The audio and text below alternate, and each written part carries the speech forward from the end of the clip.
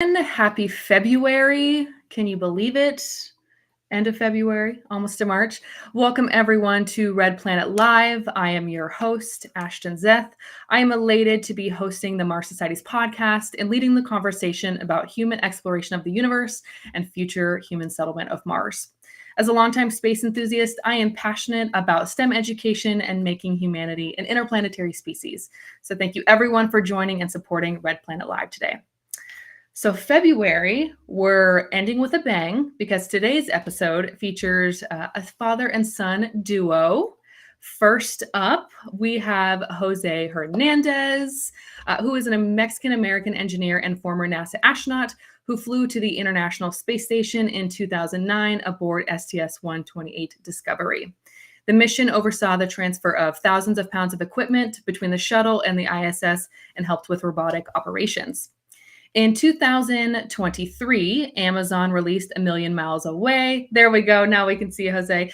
Released A Million Miles Away, a film about Jose and his inspiring journey from migrant farm worker traveling between Mexico and California as a child to pursuing his education and becoming an American astronaut. Starring actor Michael Pena, the film received high acclaim as a great family movie with messages of determination and perseverance. Now, Jose serves as president and CEO of Tierra Luna Engineering, a California-based engineering consulting firm that focuses on aerospace engineering, non-destructive evaluation, failure analysis, and general engineering services. Jose, thank you so much for being here today.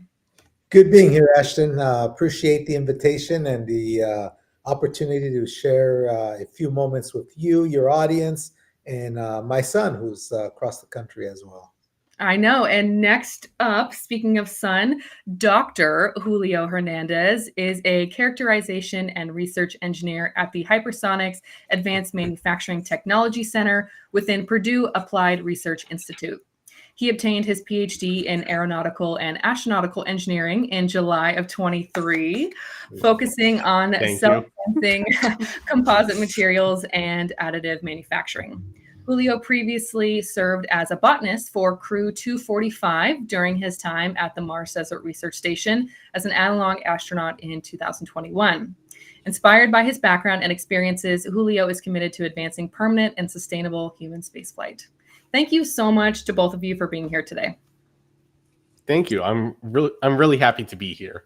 Excited to chat with you. And I have to admit, this is a full circle moment for me. I have a tradition to watch a space movie before I do any sort of big space or science adventure.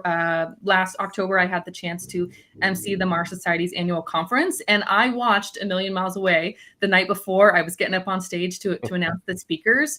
And that was long before I knew we were going to have the opportunity to meet today. So again, full circle moment, truly awesome experience for me to get to chat with you guys. So thank you so much for being here. Thank you very much for having us. Thank you. And as usual, before we kick off the conversation, I have just a couple Mars Society announcements. The first is that the Mars Society is calling all Arctic aspiring scientists and analog astronauts to apply to be part of the annual Flashline Mars Arctic Research Station field seasons in the summer of 24 and 25 in Northern Canada. Individuals with scientific backgrounds, outdoor experience, engineering skills, or an ability to work as part of a team are especially encouraged to apply for these missions. Passion for achieving the goal of human on Mars is a must. So the deadline for applying is for 2024 is March 15th. A lot of dates in there. Secondly, the Mars Society is calling for Utah-based educators who might be interested in participating in its NASA-funded Spaceward Bound program with two upcoming cohorts, one in October of 24 and one in April of 2025. That involves training K-12 teachers on how to engage their students in activities that will inspire careers in space sciences by attending a 5-day workshop involving field studies at the Mars Desert Research Station, just outside of Hanksville, Utah. So for details on both of those analog opportunities, please visit www.marssociety.org. And lastly, get your copy of Mars Society President Dr. Robert Zubrin's new book, A New World on Mars, What Can We Create on the Red Planet, which came out earlier this month and is available both in hard copy and in Kindle format on Amazon. All right, announcements out of the way, let's get to the fun stuff. So I like to keep with tradition. And here on Red Planet Live, I have a tradition called Question of the Day.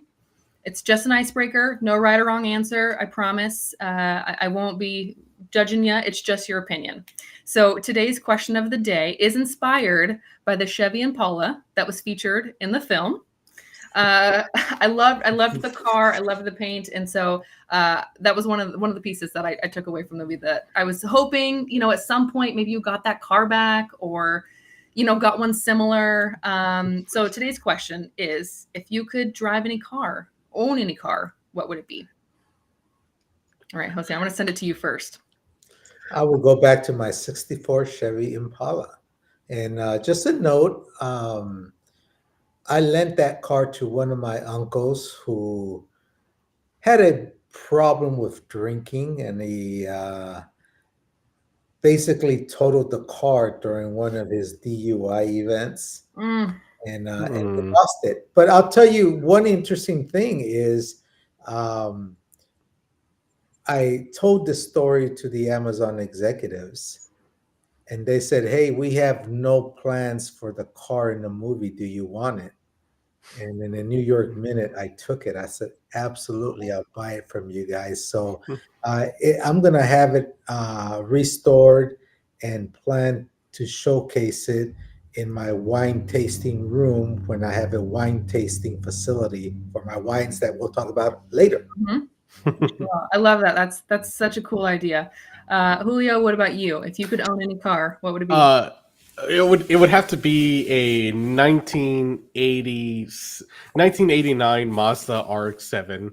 It reminds me back when I was much younger, living in Houston, Texas, of my dad having this little small sportsy car, only 2-seater, but then trying to fit all the groceries and more than just one of us kids in the car, having to sit in between or in the back.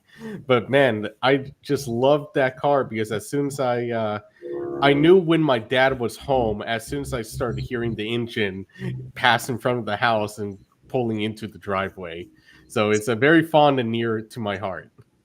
What a good memory. I love that. Is that the first time you've heard that, Jose? Like that memory of seeing that car? Yeah, but the thing that he does know is that car I still have, and it's in his grandpa's property that Julio will one day take it and restore it himself, just like I'm restoring my 64 Chevy Impala. He'll restore that. Yep. It's been a work in progress. Slowly but surely, I've been trying to get back up to a good working shape and order. There you go. That sounds like a fun father-son activity. Dual tandem car restorations at the same time. That's a lot of fun. Well, thank you for that. I'm sure we've got a lot of responses here from our listeners that are putting in what their car is. So thank you for that. So reminder to our audience, if you do have questions for Jose or Julio, please put those in the chat. I'm going to be sprinkling those in throughout our conversation. But I want to use our time together to get into the fun stuff. So I think it's best to start at the beginning. Jose, do you mind sharing with our audience a little bit about your background and how your dream of becoming an astronaut started? Sure. Well, I as a 10-year-old, if you could envision a 10-year-old watching a black and white TV, one of those vacuum tube technology TVs, console type, big a piece of furniture it was. It takes 5 minutes to turn on because the vacuum tubes have to warm up for the picture tube to come on. And then we couldn't afford cable, so we had rabbit ear antennas. And so grandma's knitting on the bottom of the antenna. And now when something important came on the black and white TV, my dad will send me to adjust the antenna. And so if you can imagine a 10-year-old boy holding on for dear life on the antenna on a December of 1972, when the very last Apollo mission was occurring live, and there was none other than Gene Cernan walking on the moon. And here I am holding the antenna to improve reception, because once you let go, it gets fuzzy. So my dad will keep me there for a while. And quite frankly, this is why I think I became an astronaut, through osmosis. The signal went through my body and surged through you. And somehow I got programmed. But once they had their fill, they let me go, and I would sit in front of the TV watching and hearing Gene Cernan, hearing the reporter. Still remember his name, Walter Cronkite, narrating that moonwalk. And then, I would go outside and see the moon and see it. It was almost full. Come back inside, hear Gene Cernan, and that's when I hit me. I said, "That's what I want to be. I want to be an Mhm. astronaut." So that's how the dream was conceived, and I told this to my father the same day. And keep in mind, my father and mom only have a third grade education, but my dad had the wisdom to sit me down and do two important things. He empowered me in believing I could do it, and Mhm. gave me a simple 5 ingredient recipe. He said, "Look, just determine your purpose in life, son. What is it you want to be?" I already knew astronaut, so I figured 1 out of 5, I'm Mhm. there, right? Yeah. Second, he said, recognize how far you are. I was pretty far because we lived in a dilapidated 2 bedroom rental, worst part of Stockton, California. Third, he said, draw yourself a roadmap from where you know where you're at to where you want to go. Fourth, he says, prepare yourself according to the challenge. And fifth, develop a work ethic second to none. And then I add the sixth ingredient, which is perseverance, because as you know, in the movie, NASA rejected me not once, twice, or 3 times, but 11 times. It wasn't until the 12th time that I finally got selected. So that's my story. I came from an immigrant family. My parents are from Mexico, but they used to come to California, harvest the crops, follow the harvest, 3 different places in California over a 9 month period, go back home. And then my dad gets married to someone in his hometown, drags my future mom along this nomadic annual pilgrimage lifestyle. Mhm. Us kids are born. Half of us were born in the States, half in Mexico, because it was nine. You had a 9 and 12 chances of being born in California, and I was a Mhm. harvest baby, so I was born here. And it wasn't until a second grade teacher told my father that we needed to stay in one place that we made Stockton our home, and that's when we started to get traction. That's when I started to do well, and then of course the rest is history. You work hard, go to college, go to graduate school, not a PhD like my son here, but at the time I couldn't afford to go to any more because I had to help with the family income. But nonetheless, worked at a world premier research facility, Lawrence Livermore National Lab, and worked there 16 years while I finally get selected as a NASA astronaut. Yeah, such an incredible, inspiring story. There was a lot of themes that I took away from that, and I left with a lot of questions. I'm a like logistical person. I want to know, how did that happen? Was that true? And I read, I think it was either an article or another podcast that you were on, that you mentioned Miss Young was at the launch, right, sitting next to your parents. How Yes. special was that moment for you to have her there? That was very special. When you're an astronaut, you get to invite 100 VIP guests. And those are the ones that sit in the bleachers. That's the closest possible to the launch as anyone can get, except Mhm. the rescue crew, which is a little closer. Right. And it's 100. You only get to invite 100. So for us Latinos, it's like, okay, which of my cousins aren't coming, right? Now, I was lucky that some of my crewmates didn't have 100 VIP people to invite, so they gave me a bunch of their tickets, and I Mhm. used, a couple of those tickets to. I called the Stockton Unified School District and sought her out and made sure she got an invitation. And sure enough, her and her husband were sitting right next to my parents when I blasted off into space on Kennedy Space Center on Launch Pad 39 Alpha. How incredible. I have to ask, do you still keep in touch with her? Have you had any communication with her since then? Unfortunately, in 2000, I think it was about 2018, she passed away. Oh, okay. But I just had lunch with her daughter uh, Mhm. just last week. She Oh, came to wow. the office. She's a teacher too. It was President's Day, so it was a holiday for them Monday. So Yeah. that's when we set up a lunch date. She came to my office, and then we had lunch. And it was actually a special week because later that week, the husband of Casey Calpana, Mhm. Mhm. well, also had lunch with me, and he wanted to thank me for highlighting his wife in the movie. And I said, well, that's the only right thing to do since she was my mentor.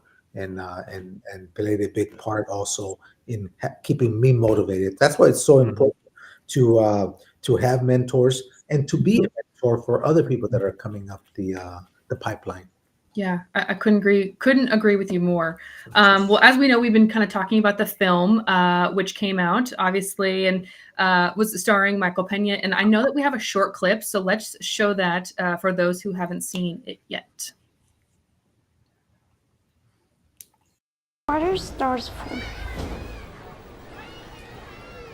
What are stars for? Well, that is one tough question, sir. You know what? I think you're going to be one of those people who can actually come up with an answer for that kind of question.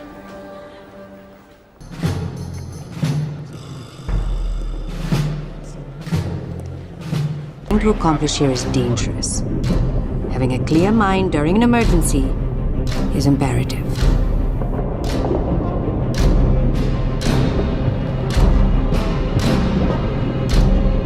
The safety divers are there to assist you if needed. Don't fight the suit, Hernandez. Oh, what are they gonna do about you, Hernandez? You want to earn that blue suit or not? Yes, sir. Here today because, against our expectations, NASA has cleared a new shuttle launch, and would you be up for the task? Hernandez, we need to hear out loud. I'm sorry, You're being assigned Mission Specialist number 2. thank you, Captain.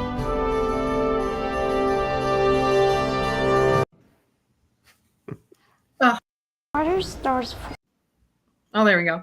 Just a short clip, just to give people a taste. So if you haven't seen it, please go online, Amazon, check it out.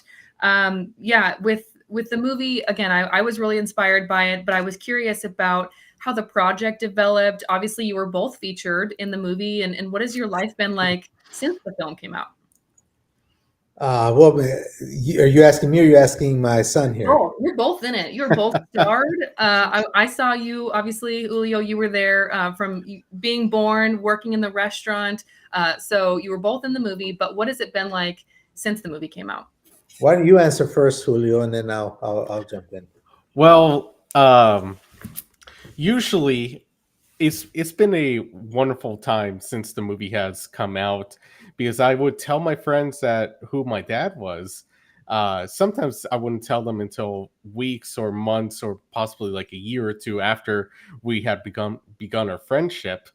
But ever since the movie came out, the true impacts of how motivational the story is to who I am as an individual has really come to manifest itself as a key character trait for me, because I've taken in a whole bunch of the lessons and mentorship and guidance that my father had given me into myself, into my own career, my own personality. I love that. So many lessons from the movie. Okay, Jose, what about you? Since it's come out, you're like an A-list celebrity now? You're just bombarded with media requests. How do you handle it all? Well, I'm not sure I'm a A-list person, but what I've done is I give a lot of motivational talks already, Mhm. and I have my books and I have my wine business, and I'll tell you, it's helped the wine business quite a bit in terms Oh, of that. people want an autographed bottle of my wine, and so they'll go to the website and order it. But and then I think the number of conferences has gone up significantly. I would Mhm. say probably about a 60% increase to what I was doing last year. Mhm. So that has been good. But I'll tell you what I like about the movie is that I remember NASA as a astronaut would want you to do one public relations event a month, one event. Mhm. And people would always pick the fun ones. They would go, "Oh, I'm going to go to a Houston Rockets game, a Houston Astros," and that would count for their month thing. I Mhm. would go to like South Houston at a high school, underserved, and so I loved motivating kids that looked like me because they could see a role model. And Yeah. so when I left NASA, I said, you know what? I'm gonna start giving. I'm gonna start giving talks. At first, they were free, and then I found out I can charge, and people actually paid to hear me talk. So I started charging, and then they said they would say you should write a book because then they could take this home with them. And so I wrote that book, Reaching for the Stars, which the movie's based on. Mm-hmm. And after that, the mothers will come to me and say, "We love your book, we love your talk, but you should write a children's book because my I want to read this to my child, and I want like an illustrated book." And so I wrote a bilingual one, The Boy Who Touched the Stars. And then finally, the publisher comes to me and says, "You need to write a middle reader book." So then I said, "Man, how many times can I tell? How many different ways can I tell my stories?" So I wrote From Farm Worker to Astronaut, where I take the reader on that 14-day journey. And unbeknownst to that middle-aged reader, I'm feeding them a lot of anecdotes in life that they can use. So it's kind of like a bait and switch kind of thing that I'm using on them. And that's when, after that, that's when, so you got these books, you can sort of motivate more people. And then I started getting overtures from Hollywood. Hey, let's do your movie.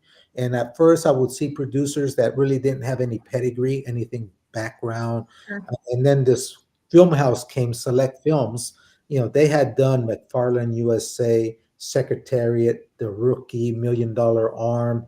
And so all these movies that specialize in motivation. I said, this is where, in this wheelhouse is where my story belongs. And so I signed up with them, and pretty soon we were filming with Prime Video. And the one thing I want to make sure is that people got recognized, because at first it was just a story about my achievements. I said, no, this is a story where I took a community, a family, a couple on this wonderful journey of perseverance and reaching a common goal. So that's why I did. Yeah, there was a lot of people involved along the way that helped you get there. Yeah.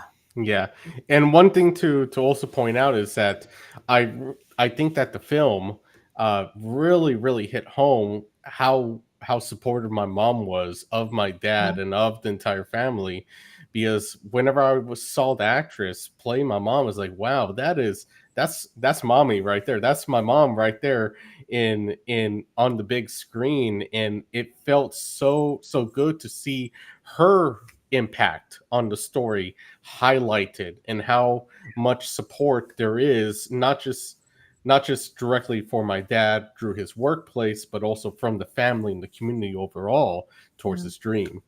Mm-hmm. She's definitely the hero of the family, because she's the foundation of the whole family. So I wanted to make sure that got highlighted, and I think we did a good job at accomplishing that. I agree. I agree with that. And yeah, kudos to her. And yeah, she knows she's also a star of the show there. Is the restaurant still around? No, we got rid of the restaurant when we moved in 2012. We moved back to California after I left NASA. And Okay. so, we didn't want to run a restaurant from afar. Sure. So, I did ask, to be fair though, I did ask my wife when we got back in California. I said, "Do you want to open another restaurant here?" Because she had been running that one for about 6 years. Mm-hmm. And in my mind, I was saying, "Please say no, please say no," and she said no. So I got my beautiful husband. You asked. I got my brownie points, and she said no. So I worked there in the restaurant after school almost every single day, from middle school to high school, up until I graduated, went off to college. Mm-hmm. It was a very fun experience, and really taught me a lot of good work ethic. I was just going to say, another theme from the movie is having that work ethic. He did very well for himself. He would talk to the customers, and they would say, "What are you working here?" Because he was so young. Mm-hmm. "Well, this is my dad, and this is what I'm gonna do, and all this and everything." And he would like wow the customers, that more than once he would get $100 tip. Yeah, They looked at, they gave me $100 tip. I said, "You got to be kidding me!" Yeah, on a $30 meal, he got a $100 tip. I especially love talking to the NASA engineers and scientists who would come in to eat for lunch or for dinner, and they would just give me advice about what I should study for college, what what courses I should really take, and man, I just loved it. I just love being able to receive a lot of guidance from them, from the entire community being there. Yeah, I bet that had an impact. I mean, what other kids get to have those type of, relationships and interactions with other people that are working at NASA, other astronauts. But you alluded to, what you should study in your education. So, Julio, I was curious. Obviously, you are now a doctor. You defended your dissertation, and here we are. So, tell us about, the research that you're doing right now. And also, do you have plans to follow in your father's footsteps? Certainly, I'll be more than happy to talk on that. Right now, I support a lot of our hypersonics efforts for our national interests, which is developing materials and novel alloys that can withstand high temperature and extreme environments. And a lot of these materials I'm working with have direct impacts to re-entry vehicles for heat shielding. And that is what really attracted me to this new role that I have here at Purdue University within the Purdue Applied Research Institute, is that I'm setting up a new facility and working on bleeding edge research. But man, when I first started my educational career, I wasn't even sure. I'm amazed I even got here, because when I was first taking algebra for the very first time, I just could not understand how to do basic algebra. And I'm pretty sure my dad got worried for a little bit if I was ever going to become an engineer or a scientist. I remember that because I used to tutor him, and he moved into the concept of regular math to algebra, right? The letters and all. And I was trying to explain to him, and he just wouldn't get it. And I would say, "Oh my God, is this kid mine?" Getting math. I said, "Dude's not going to be an engineer." I said, "He can't do math." And I was worried, and then it was like one day the light came on in his brain, and he got it, and he never had any trouble. But I'll tell you, for about a week or two there, I was pretty worried about him. I said, "What?" I said, "He's going to live with us all his life." You know? I think you're being very generous about it. It was taking only like a week. It took me several months for the concepts to really click in, because I remember having to I think I remember dropping out of algebra for the very first time halfway through the school year and having to retake it the next year. And looking back, I was like, wow, I really did make a comeback, but it took some time for me to really understand everything. And I just persevered through it until I understood what I was doing. Goes back to that work ethic, and obviously surpassed any expectations. Doctor now. Yeah, and hopefully, and to answer the last part of the question, is that I do hope that one day I can be an explorer and go up into space like my dad has. But man, Papa, you really had set the bar very high, from going from migrant field worker to touching the stars. I think the next step for me is to go to the moon or Mars or even beyond. I need to find a way to top your achievements. That way I can build up an inspirational story of my own. Absolutely, and I'm sure you will. I mean, you've got the work ethic, so I have no doubt that opportunities are going to be there for you. So, Speaking of opportunities, I've noticed, and I obviously keep tabs on things that are happening in the space industry and things that are happening with NASA and the commercial space industry. Now it seems like the traditional profile of a military test pilot or an engineer or a scientist, that used to be the profile of an astronaut, and now that has changed, and we're seeing the doors are expanding and opening for more people, better access, those that have different backgrounds to become astronauts. So, what do you think about the expanding commercial space industry, the new opportunities that are out there, flying with a private company? Obviously, we just saw Intuitive Machines, first commercial company land on the moon. What are your thoughts about this expanding commercial industry?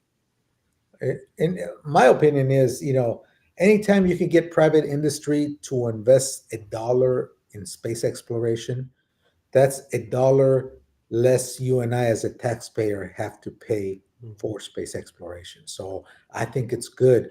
I think the space program, from the tourism perspective, is at the stage of where in the early 1900s aviation was. If you recall, when Mhm. aviation went commercial, it was expensive. People used to dress in ties and very Hmm. nicely when they would fly from New York to Miami or somewhere, and it was Mhm. expensive prices. And the only thing that kept these airlines afloat was the fact that they had subsidies from the United States Post Office for airmail. And Hmm. that's what kept them afloat until they figured out production of airplanes and prices came down so that the middle class can afford flights, and it took Mhm. off. Same thing's happening with space tourism. Right now, it's a Mhm. millionaire's game. And if Right. you saw, Right. originally, the company started catering to the millionaires and quickly realized, hey, if we're going to survive, we got to partner with NASA so we can Mhm. get some type of subsidy. So now NASA is the U.S. Post Office Yeah. for the space companies, and Mhm. so they have partnerships like Blue Origin uh, Yep. is developing a lunar lander. SpaceX is resupplying missions and sending astronauts up into space for NASA. So they're doing that until they figure out how the price point's going to come down. Now, Mhm. never the price of going to space is never going to be as cheap as an airline ticket, but Hmm. Sure. it will reach the point where a middle class person is going to make a decision. Do I buy a new car or do I take a SpaceX a vacation? I think that's kind of the decision they're going to be making, I would say, in about 20 years from now. So I think it's pretty exciting that these companies are emerging, working with NASA, and also looking at what the future will be for space tourism. And, I'm hoping that one day, you know, as Julio gets to become an astronaut, that maybe one day he and I can both go on a mission. I think that would be Oh, so. that'd be great. Yeah. That would be pretty cool. Talking to my colleagues, we're all very excited about the recent developments and advancements in space exploration efforts, and how going into space is becoming more and more accessible to the common person, and hopefully one day it can be as accessible as deciding this weekend I'm going to take a flight to see my folks back in California. I'm going to take a flight up into space and spend the weekend there, and I want to catch some photos of the Himalayas, for photography. Mhm. uh Everyone's really excited about this, and I think that our generation is going to be the ones that really push the edge forward, so that we can have it be a lot more open for everyone and accessible, and possibly even have it be much more permanent, where we can actually stay up in space for a very long time and start to develop our own economy up there that is self-fulfilling and self-sustaining up there, not just from a motivational standpoint of like space is good, space is optimistic, but now going more towards a very hard logical business aspect. There's a reason for someone to be up there 24/7. Now there's a job, and now we have a way. Now we build the permanent infrastructure to expand the foundation a for a long-term habitation, and it's now it's going to expand out from just being tourists to now employees to workers, on top of what we currently have, which are explorers. The Mhm. explorers will always be there. Space is big, but we are slowly building up our foothold out there to stay there for the long term. Absolutely, 100% agree with you. And I'm hoping, one day I'm hearing, you break another record. You're the first father-son duo that goes to space. I'm hoping for that moment. But speaking of explorers and opportunities to go on missions like this, Julio, you served as part of a crew 245 at MDRS. That was in 2021, so a couple of years now. Can you tell us about that experience? What was the research that you were doing while you were there in simulation? Oh, it was an excellent experience. But to be quite honest, when I first signed up for this, after initial excitement of being able to have this opportunity weighing down, the reality hit me. It's like, oh boy, I'm going to be in isolation, in a confined space, in a harsh environment for 2 weeks with friends and colleagues, with limited supplies, will I be able to actually do this? Do I have the mental fortitude to be able to not only survive but thrive in this environment and be productive and be able to contribute to this effort? I was there as a crew botanist, and my experiment was exploring to see what ratio of Martian regolith, Martian dirt, and even Earth dirt can be used to grow plants in that environment. Because if you reduce the amount of materials that you need to bring from Earth to Mars to grow food, then that means you can bring more additional supplies such as water or scientific instruments. And overall, it was such a wonderful, incredible experience, and that all my crew members became my friends for life. And it did prove to me that if I were in a similar situation, and this was an analog mission, but now imagine being in the real situation, I know for a fact that I will be okay, I will thrive, and I can make the best out of it, and that I can make very important contributions. And I highly encourage anyone to, if they have the opportunity, to pursue that, because you will be able to find that you can handle very challenging situations and still be able to drive in that environment. Yeah, what an experience. We're always encouraging people to sign up for those analog missions. You heard me say earlier there's an Arctic mission. Julio, any interest? You want to go to the Arctic and do another simulation? Yes, that'll be wonderful to go to. When I was actually when I was wrapping up my PhD, part of my job hunt actually included a stay in the Antarctic station.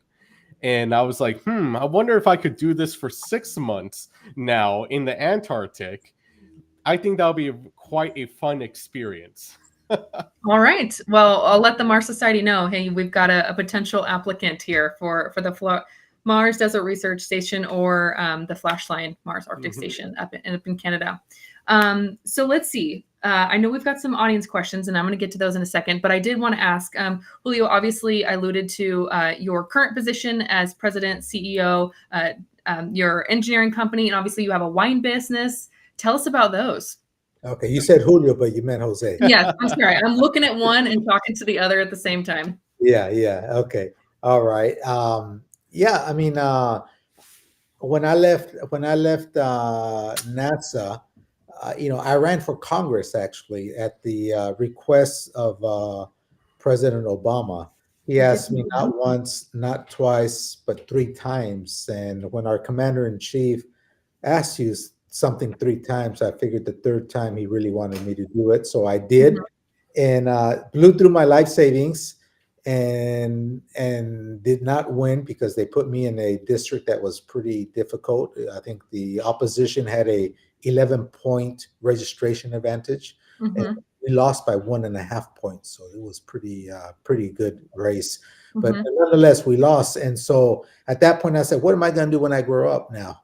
And then at that point, Julio was already starting college, and he has 4 other siblings. So I had 5 tuitions staring in the face at me. I said, I better get busy. So I started my engineering consulting firm and started doing a lot of consulting. I helped Mexico launch 3 communication satellites. We launched one with an Ariane 5 rocket in South America. The other one was with a Proton rocket up in Kazakhstan. And the 3rd one was a good Atlas V rocket, good old American rocket, ULA in Florida. And so that helped my business take off, and started doing a lot of consulting. Right now I'm consulting with a company called Lone Star Data Holdings.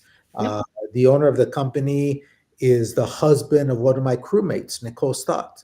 Oh, yeah. Okay. Nicole went up in space with me, and Nicole Stott, her husband, started this company. He asked me if my company was interested in consulting with them, and we're sending some payloads up in space. As a matter of fact, we sent one as part of the IM-1 mission, Intuitive Machines mission, up on the moon right now. We got software, and we're doing proof of principle of because we want to create a data center on the surface of the moon for ultra secure disaster recovery as a service.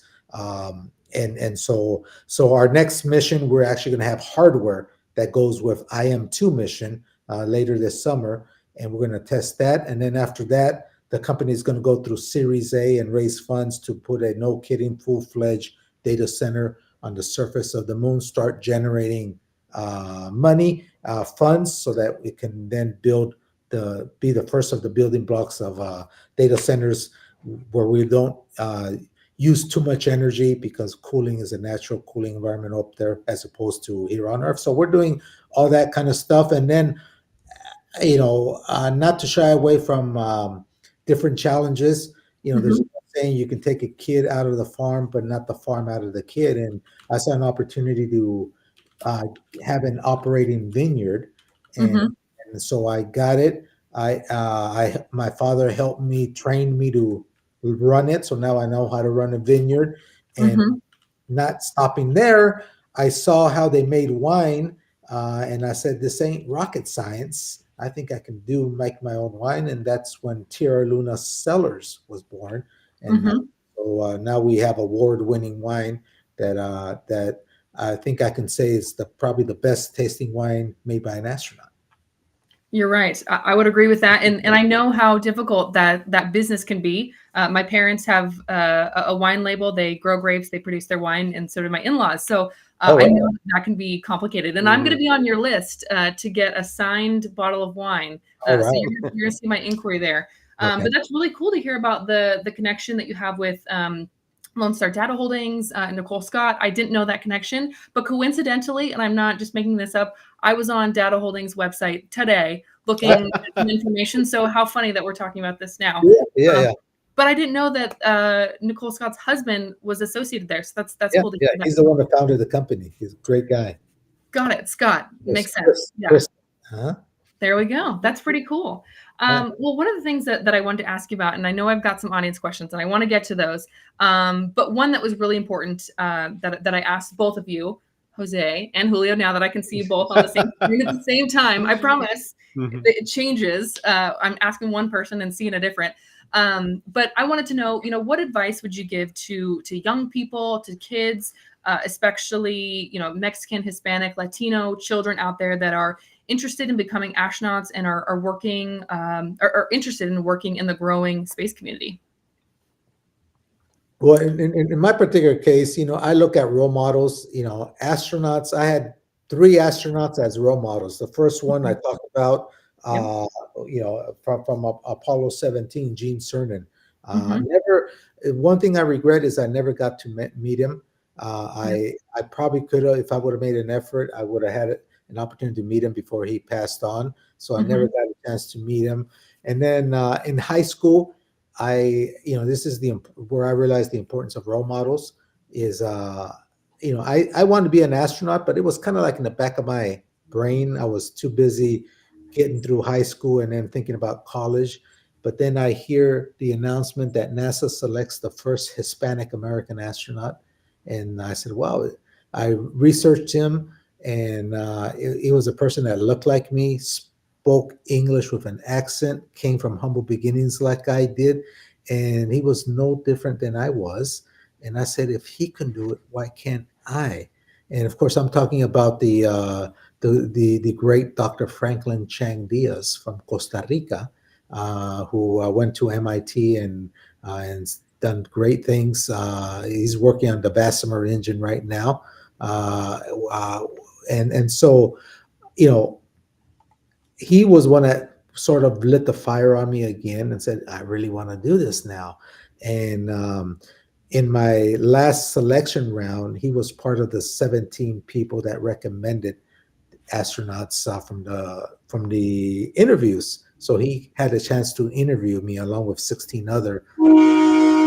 So that was very nice. And then finally, Kalpana Shawa, who was a mentor once I got into NASA there, played a big role. So yeah, I think it's very important. And so this is why when I'm out in the community, I take that role very important. And what I tell these kids, I said, look, I'm no different than you. I came from a economically challenged background, probably worse than you, yet, I try to instill in them that education is the great equalizer. And so that's what I try to instill upon the kids, that education evens the field.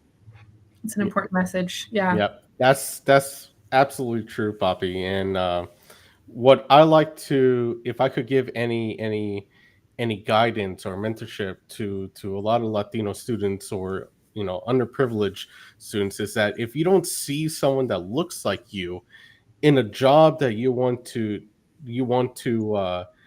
hold, or in a business that you want to be the leader of, then that shouldn't stop you from striving to be that person and being that role model that other people can look up to and say, while there was no one that looked like me, I got here through my hard work, and even, yes, from help from the community around me, and through my education, that you too can reach this dream and can get up to this level in your profession and your education, and that you shouldn't hold yourself back because you don't see someone that looks like you already there.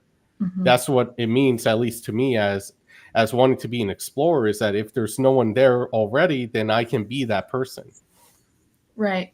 Yeah, I love that. That's such a powerful message. Yeah, going to be, Julio, we've got students that are watching this, and you're going to be inspiring them as well. So yeah, I appreciate that message. So let's see. Okay, I know we've got some time. I want to take some audience questions. I promise I haven't forgot about you guys. But I see there's a question here from Alex, and this question is for Julio. Do you hope to become a Mars settler? Thoughts on when this might become possible? Yes, I would love to be a Mars settler. It's an incredible challenge to be one of the first people to. It will be an incredible challenge for the first people who land on the surface of Mars and set down the infrastructure to support the others that will follow. When this will happen, I would anticipate within the next 10 years or possibly 15 years. There's still a lot of technical challenges that need to be overcome. But that doesn't mean that they are out of reach for our generation or even the generation that comes before us. We just have to make sure that we set it up well and right so that it can be sustainable and permanent. Dude, your mom wants grandkids. I'll tell you that, all right? He's gonna have an issue with you settling on Mars. Yeah, I know that, but if I get the chance to get a ticket to land on the surface of Mars and stay there, I'll probably take it up. Yeah, I think that would be a great way to one up you at least once. There you go. I like this. Yeah, it's a battle of competing priorities. Yeah, how do you get to do both? Let's see. We've got another question here. This is from Ellen. This question is, can humans endure the psychological torment of Mars? What are your feelings about this? I myself think it's easier said than done, because when you go to Mars, it's not like going to the moon. It's not like going to the International Space Station. The space station, 8.5 minutes, you're on the same height as the space station. And all you have to do is talk to it. The moon is a 2 to 3 day trip, 250,000 miles away, and then you can come back in 2 or 3 days. So that's not too big of a deal. You now look at Mars, current propulsion technology, it takes a good 9 months to get there. And then when you land, it's not like you can stay there a couple of days and say, okay, I got a 9-month trip to come home. You got to wait till the planets align in optimal position, which is probably another 10 months. And then you get that 9-month trip. So you're talking about probably a 3-year commitment when you decide to say, the first people that are going to Mars, that's probably going to be kind of like the missions they're looking at. It's a long duration 3-year mission before they get back to Earth. Obviously, eventually, if it's feasible, you would settle people there for long term and all that. But I think at the beginning, it's going to be like back and forth thing, and it's going to be the psychological issues associated with that are, like I said, easier said than done, because you're up there in the tin can, and 9 months out there and always seeing the same people and You don't have the same creature comforts. exactly. And then talking to your family, it's not going to be live. You're going to have that 10, 15, 20 minute, once you finally get there, delay. So it's all going to be recording. You listen to a recording, you send a recording, so it's not real time. So all that plays havoc, let alone the physiology differences or effects your body's going to have with muscle loss. How do you deal with bone density loss, cosmic radiation, all these things that you have to deal with. Yeah, absolutely. Yeah, that it sounds simple in theory. We'll just go and we'll come right back. Not actually, but yeah, there's a lot of things to consider with taking a trip to Mars. So yeah, thank you for the context there. I do have another question. It's from a different platform here. It is Jose. During your time in orbit aboard the shuttle, what was your favorite and least favorite thing about it? I think the favorite thing about is you never get tired of floating. You feel like a superhero because you're kind of defying the laws of physics as we know them here on Earth.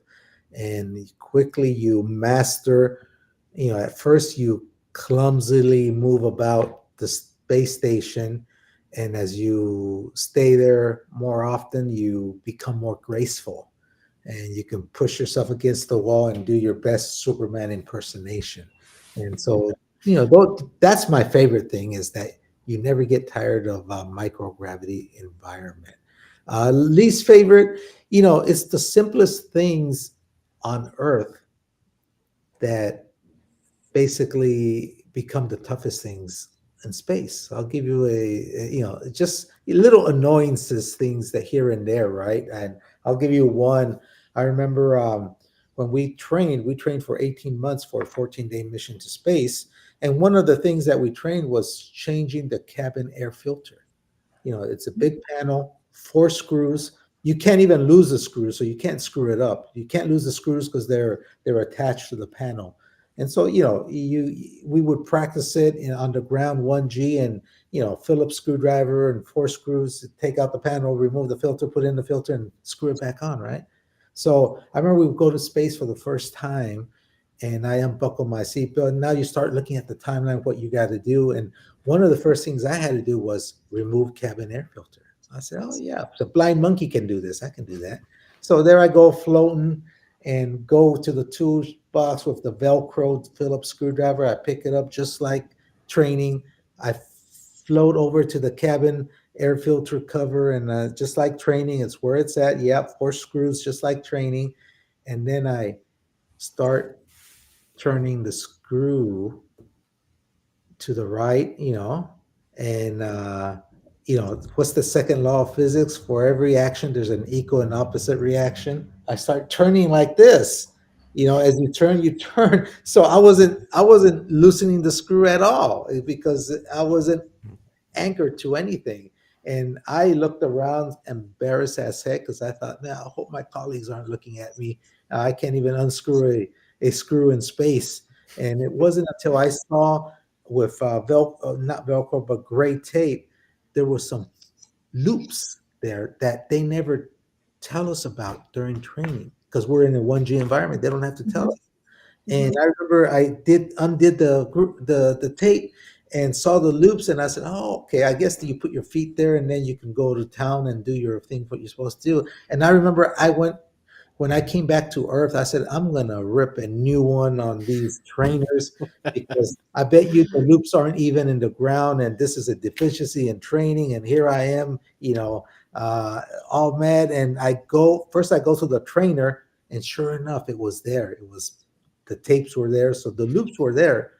And then when we were in a table and debriefing, the trainer said, is there anything we can do to improve? I said, yeah, I got something. I said, what's that? So that when the cabin air filter, you guys don't train the people that you ought to do the the gray tape and the foot loops are there, and they all start laughing. I said, yeah, we assign that to the rookie every time, and we get them every time. So it's kind of like a coming of age. Yeah, it's a rite of passage. So it's the little things that kind of annoy you in space. I never knew that story, and it's funny as heck. Yeah. You passed. You went through the passage, flying color. Exactly. Let's see, Jose. We've got Julio. We've got a couple more questions here, and I've got one for each of you. So, Julio, let's do your question. Your dad flew to space in 2009. You were 8 or 9 at the time. Can you tell us about your experience as a child watching your dad go to space? Think I was a teenager during that time, because I think I was getting into high school. But my experience, my experience seeing my dad go up in space was absolutely magical. I've never seen a space launch before then. I actually haven't seen a space launch since then, because it just relives. I relived that moment in my mind. The launch got scrubbed a few times until it finally went up during a night launch, and man, was it amazing to see the launch and the flames of the booster rockets, push the space shuttle and my dad up into space, and slowly see the light from the boosters dim until it became indistinguishable, no different from the stars above. And in that moment, it's like, wow, my dad really made it and really made it up into space. I need to get started and get started on my own dream, because he just achieved his in that moment. And that was when I decided I want to be an astronaut myself. I mean, I knew my dad was an astronaut for several years beforehand, but that's when it really became real to me. And it was just a wonderful launch, and it's a memory that I'm never going to forget. Yeah, that's when it officially hit you that it was real. Yes. Jose, I would be curious, how would you feel, do you think, in that moment if you were watching Julio go to space? You're sitting there on that bleacher and you're watching him. Oh, I would be so proud. I think I would have a lot of dirt in my eyes during that process. If you watch the movie, you know.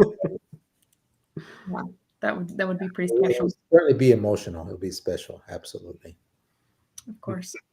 I see we've got another question here. The question is the overview effect real? I think it is. I think the overview effect is an experience that you see. I think I have a bit of a problem.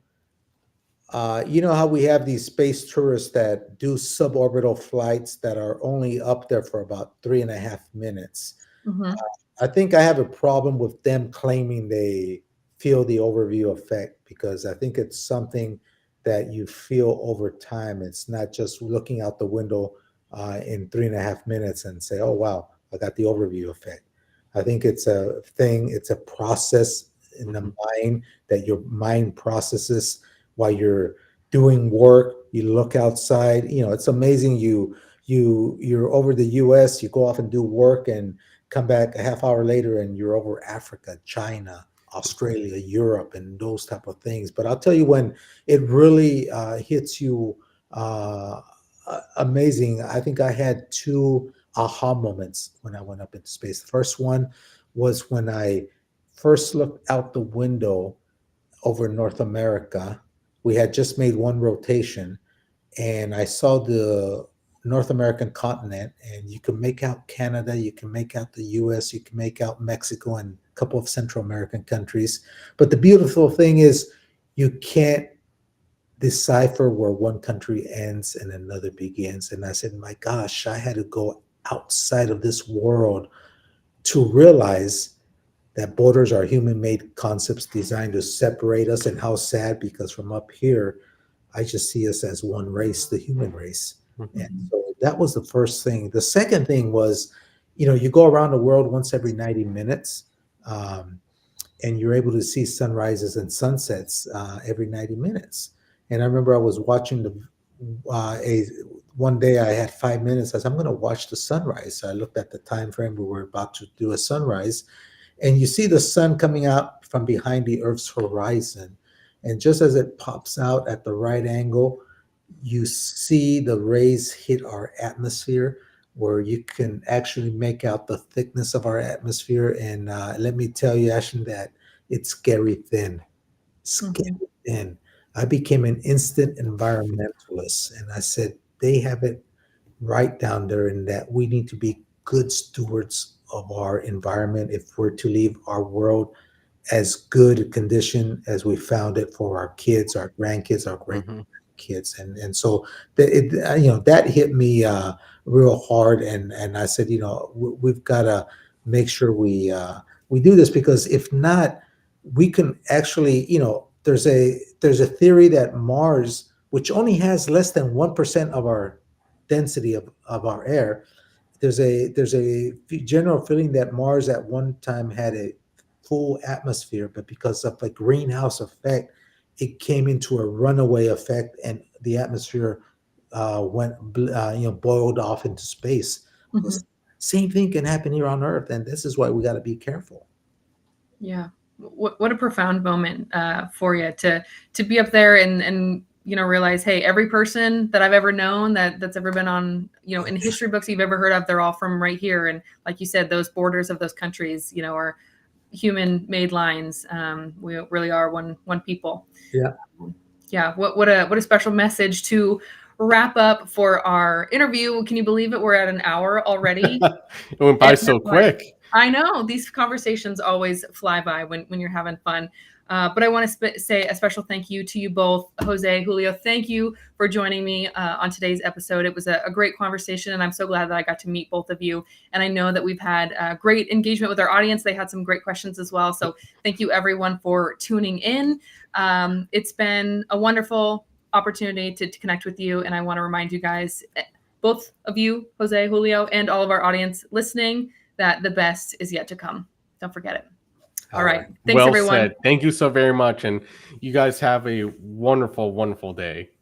And look forward to the future.